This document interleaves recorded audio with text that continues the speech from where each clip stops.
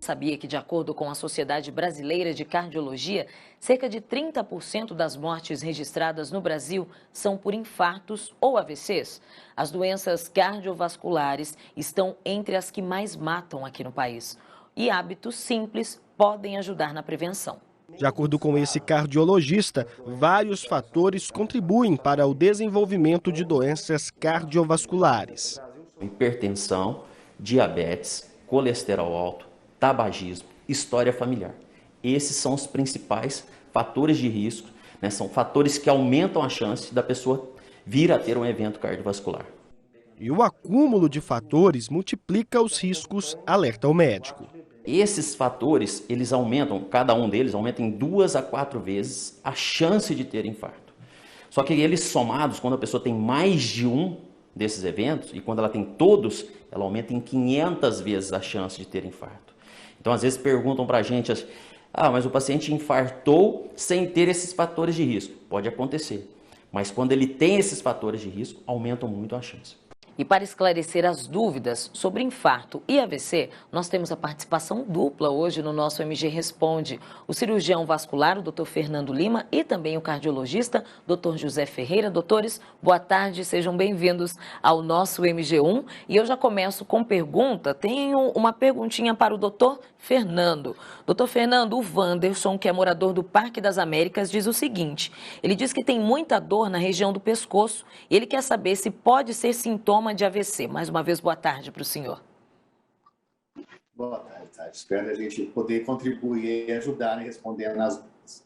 Olha, em relação a essa dúvida aí que foi questionada, a gente tem que diferenciar algumas coisas em termos de AVCs, né? O popular derrame. A gente tem dois tipos. O AVC pode ser isquêmico, quando falta circulação por entupimento, obstrução, né, do aporte sanguíneo cerebral, ou o AVC hemorrágico, quando tem um sangramento. Tá?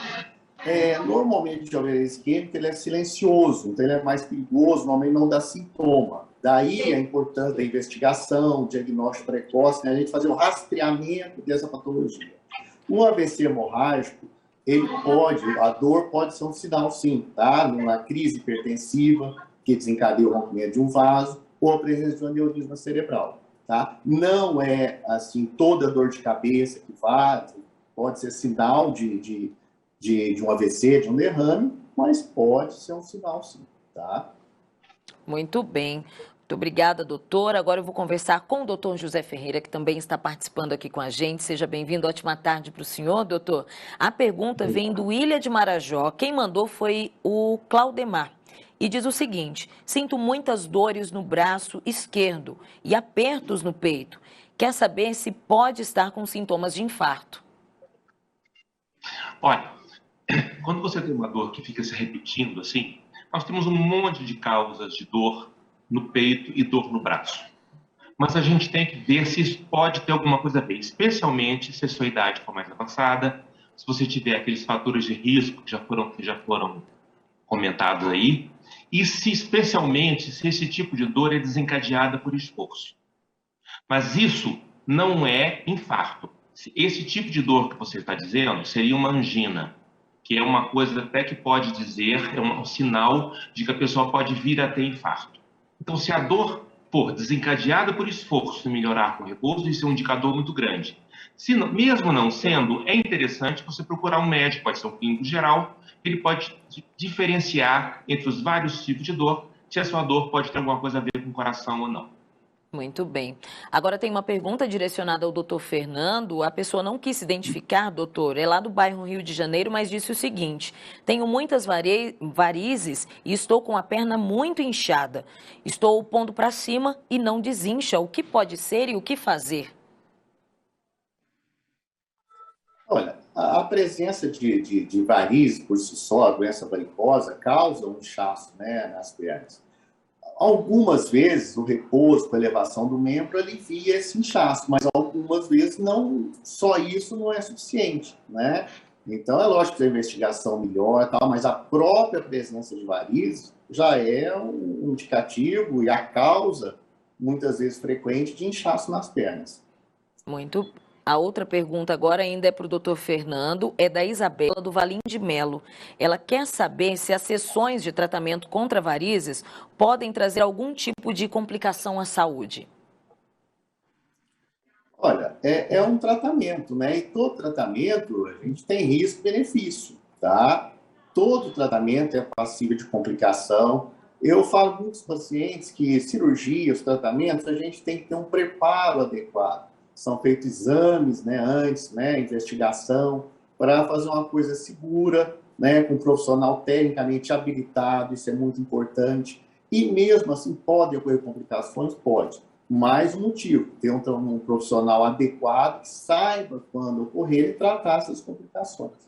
Muito bem, agora a pergunta para o doutor José Ferreira, a pergunta é do bairro Gameleiras, o Elias que mandou. Ele disse o seguinte, que sente uma dor no braço do lado direito. Ele sofreu um acidente e foi operado. E ele quer saber o que é bom para tirar essa dor. Faz exercícios e toma antibiótico, mas não passa, doutor. Elias, uma coisa importante, dor no braço direito é menos provável ser do coração, mas também pode ser do coração. Veja bem, se você teve uma causa mais óbvia, que foi um machucado no braço, que foi uma lesão no braço, provavelmente é essa a causa. E normalmente esse tipo de dor é uma dor mais de longo prazo, é uma dor que tende a se manter muitas horas, às vezes dias. É importante ver o tipo de característica da sua dor. A característica de dor cardíaca é o que eu falei antes. Ela é uma dor normalmente, quando não está acontecendo infarto mesmo, que é a angina, que a gente chama de angina de peito, normalmente essa dor é de curta duração, desencadeada pelo esforço e melhora com repouso.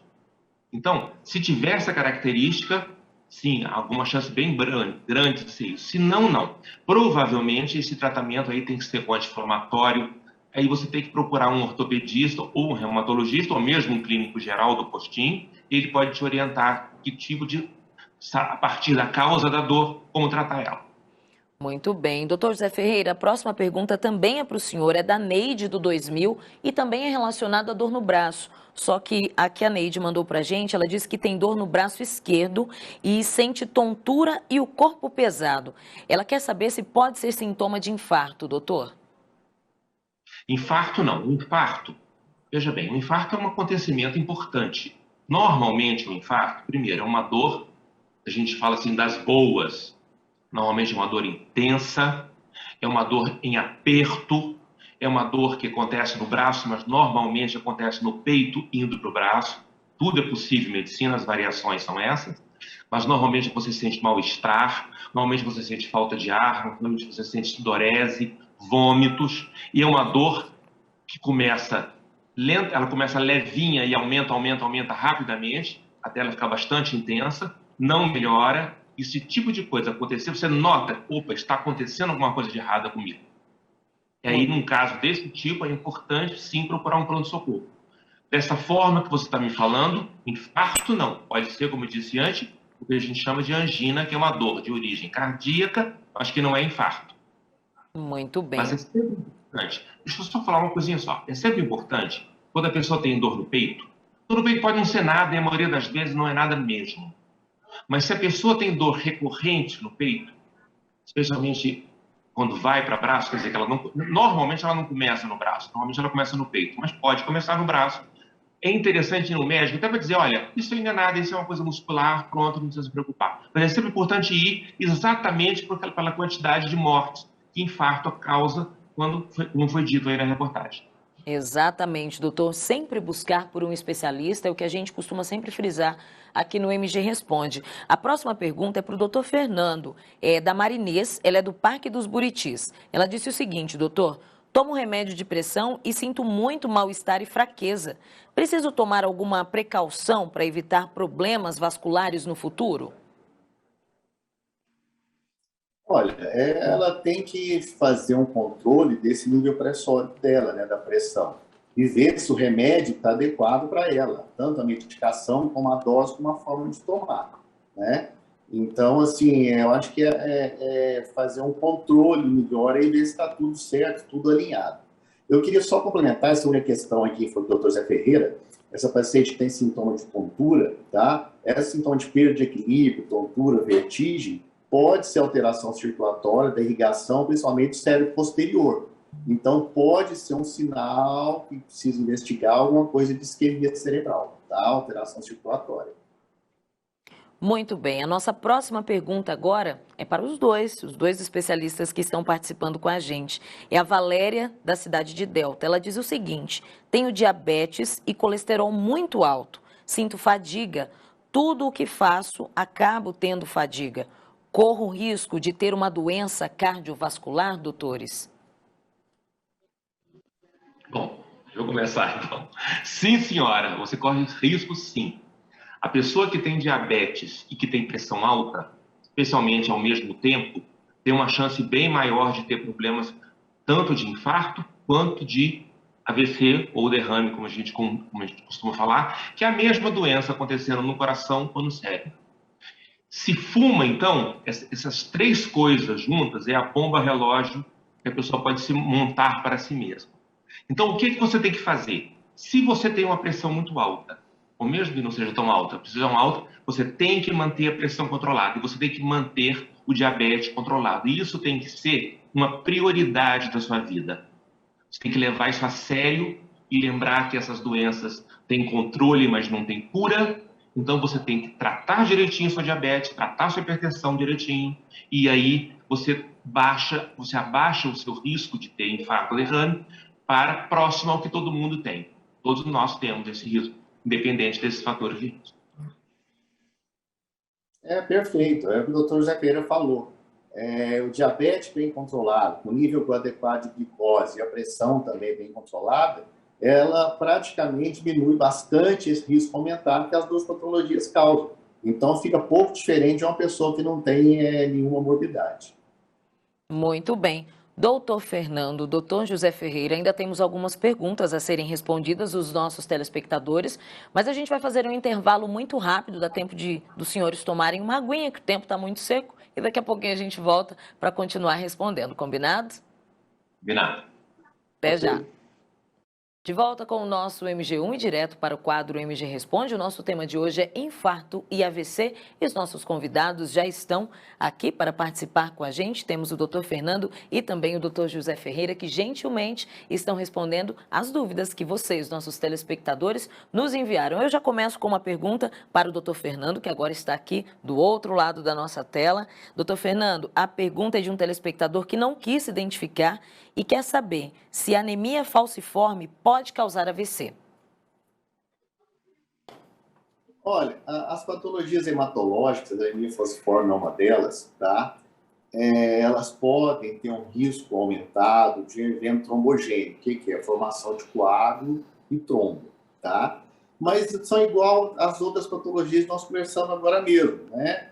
Diabetes, colesterol, pressão alta. Adequadamente controladas, tá? Praticamente o risco é mínimo, viu? Então tem que ter um controle adequado de todas as patologias. Muito bem, agora a pergunta é para o Dr. José Ferreira. Quem mandou foi o Robson, do bairro São Benedito, e ele disse que teve AVC e quer saber se pode voltar a ter. Olha, Robson, quando a pessoa tem um AVC, quer dizer, ela tem alguma doença que leva ao AVC, que é a obstrução súbita de uma artéria do cérebro, normalmente por uma placa de gordura, chama placa aterosclerótica, que se rompe e entope a artéria. Sim, a pessoa que tem um AVC tem mais chance de ter um segundo AVC. Então, quem teve AVC, essa pessoa tem que tomar muito cuidado com essas coisas que nós sempre falamos, de manter a pressão controlada, manter o colesterol controlado, manter diabetes controlado, exercício físico, aí especialmente no seu caso, com supervisão, e isso então vai diminuir bastante e parar de fumar, pelo amor de Deus, se você fuma. Pois é, pois é. A próxima pergunta também é relacionada a AVC. Essa pergunta é da Yasmine Luna, ela é do bairro Ilhabela e diz o seguinte: sinto dores de cabeça muito fortes de forma frequente e ela quer saber se no futuro ela terá um AVC. Essa pergunta é melhor para o Fernando, hein? Posso responder. A dor de cabeça muito importante, acentuada, tá? Pode ser um sinal, né, um sintoma de um possível AVC hemorrágico, pode ser. Mas, assim, tem várias causas de dor de cabeça. Então, assim, não é toda dor de cabeça, vai ser um derrame. E também não tem um fator prognóstico, que quem tem dor de cabeça frequentemente pode ter um derrame.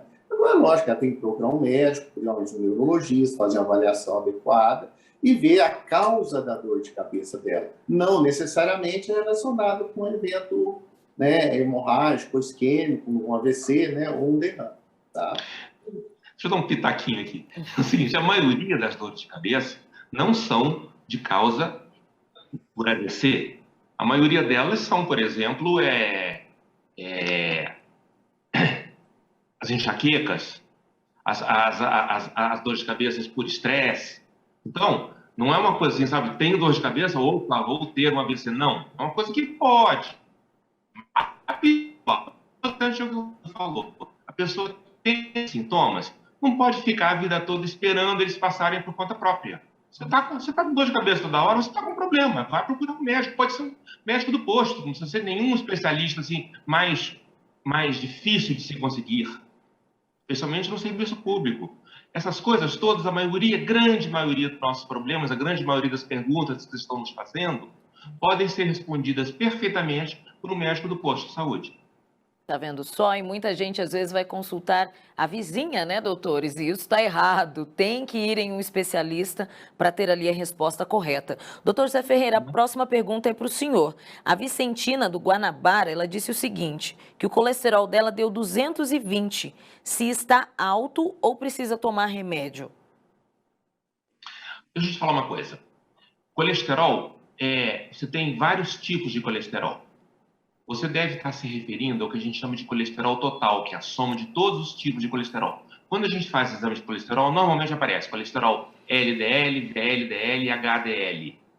O colesterol perigoso é o LDL. Então, se esse 220 seu for o LDL, com certeza você precisa tomar remédio. Se não for, é possível que sim ou possível que não, depende um pouco da sua idade, se você, aquelas coisas todas, se você tem pressão alta junto, se você tem diabetes, tudo. Pega esse exame, leva no posto de saúde, que eles vão saber exatamente responder isso de uma maneira mais precisa, porque eu não tenho dados suficientes para poder te responder isso de uma maneira correta.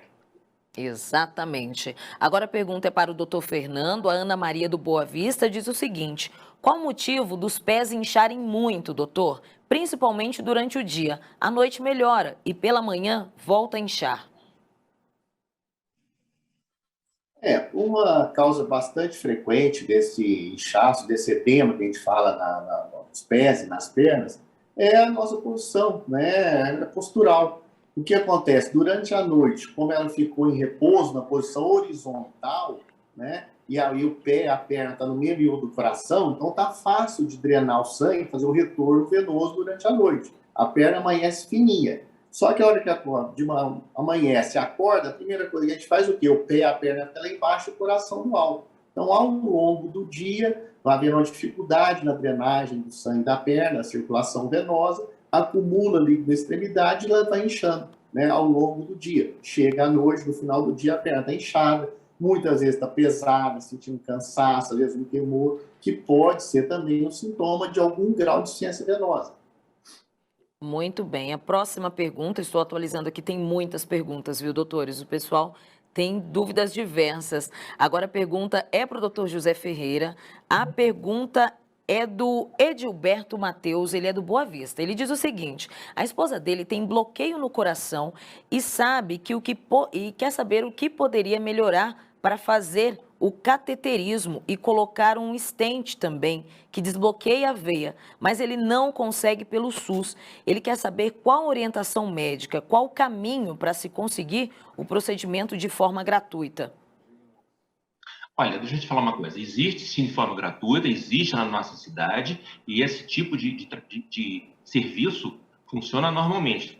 Ficou um pouco atrasado por conta da pandemia, mas isso já está voltando ao normal. Mas repara uma coisa importante. Quando você fala a palavra bloqueio, normalmente nós não estamos nos referindo à veia ou artéria entupida.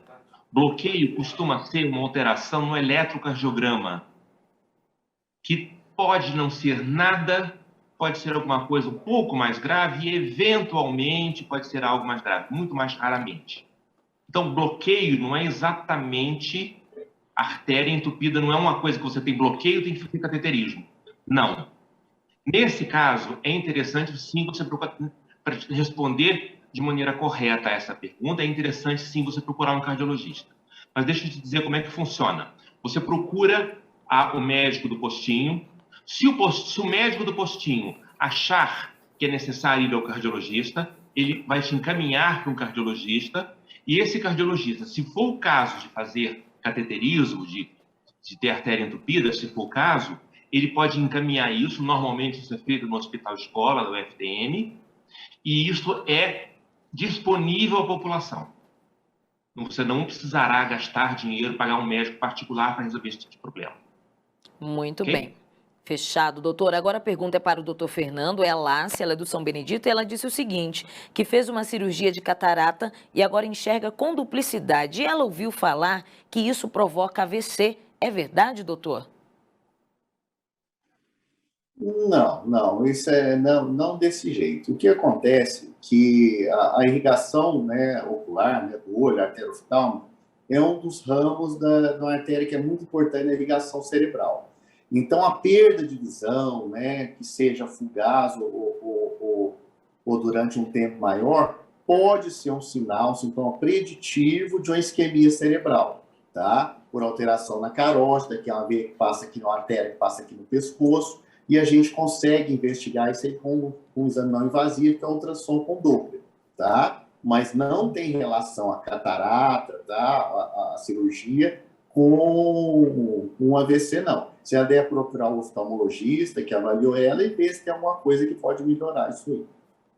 Tá. Infelizmente, o nosso tempo é muito curtinho, temos muitas perguntas, mas ainda dá tempo de fazer mais uma que a gente vai fazer, que é da auxiliadora do bairro Abadia para o doutor José Ferreira. Ela diz o seguinte, doutor, ela diz que toma remédio para pressão e quando tem alguma contrariedade, o primeiro sintoma é sentir enjoos e vontade de vomitar. Quando isso acontece, ela verifica a pressão e ela está alterada. Ela quer saber se isso é grave e se é sintoma de AVC ou talvez infarto. Não é não. Deixa eu te falar uma coisa. Quando nós temos todas as pessoas, mesmo as pessoas que não têm pressão alta, na hora de uma contrariedade, na hora de pânico, na hora de uma raiva, essa pessoa naquele momento vai elevar a sua pressão. E é mesmo também uma coisa muito comum, quando você vai num pronto-socorro, por qualquer motivo que seja, veja bem, você ir a um pronto-socorro é algo extremamente estressante. Então é muito frequente você ter essas pressões mais altas lá na hora. E provavelmente essa náusea sua seja só por conta do seu momento ruim. Mas é interessante você também, isso é uma coisa que você tem, se você tem pressão alta e você está tomando medicação, provavelmente você tem um médico que te acompanha. É importante você relatar isso para ele poder ver, existem maneiras da gente olhar se isso pode ser algo mais grave ou não. Isso não é uma coisa difícil de resolver também não. Procura seu médico, isso aí é fácil de resolver, mas em geral não quer dizer nada de mais sério. Muito bom contar com a participação de vocês aqui, doutores, com a gente. Infelizmente, como eu disse, o nosso tempo é curtinho, mas eu gostaria que vocês dessem um recado aos nossos telespectadores, bem rapidinho, começando pelo doutor José Ferreira, por favor, algum recado para os nossos telespectadores sobre essas situações que nós conversamos aqui, doutor? Sim, rapidamente, uma coisa importante. O que a gente tem visto agora, que é de novo em relação a isso, essas causas, esses fatores de risco de infarto, é o seguinte, é a resiliência. Se você é uma pessoa, não é mais religiosa, mas você é uma pessoa capaz de perdoar o outro, capaz de levar a vida de uma maneira mais leve, de não guardar ódios, isso mostra que diminui 25% a chance de você ter um infarto. Vale a pena, não é? É verdade, que recado bom. Agora temos o doutor Fernando, por favor, um recado também aos nossos telespectadores, doutor? Eu acho que hoje é muito importante a gente ter equilíbrio na vida, né? Nem 8, nem 80. Temos que ter os cuidados, temos que tomar as medicações adequadas, mas tem que ter atividade física, tem que ter uma vida leve, uma vida saudável. Acho que isso é importante, né? A gente viu essa época de pandemia, o tanto que o convívio social faz falta para todo mundo, a gente encontrar os amigos, distrair, né? Dar risada. Acho que isso aí tudo é muito importante. E outra coisa, hoje a gente tem acesso a tanta informação, acesso a tanta medicação, acesso a tanto exame. Então, assim, tem dúvida, procura um médico especialista ou generalista na atenção primária, na saúde pública, se necessário, tá? Hoje a gente consegue fazer diagnóstico precoce, preventivo, que melhora muito o prognóstico de qualquer patologia. Então, o que a gente não pode hoje, que complica o tratamento, é ter surpresa, tá? Tem alguma dúvida, tem história na família, procura um atendimento, se precisar faz algum exame. Eu acho que isso facilita muito para todo mundo. Muito bom contar com a participação de vocês aqui, Dr. Fernando e Dr. José Ferreira. Muito obrigada por esclarecer todas as dúvidas aos telespectadores. A gente espera que, de uma forma direta ou indireta, a sua dúvida tenha sido esclarecida. Ótima tarde para vocês e até a próxima.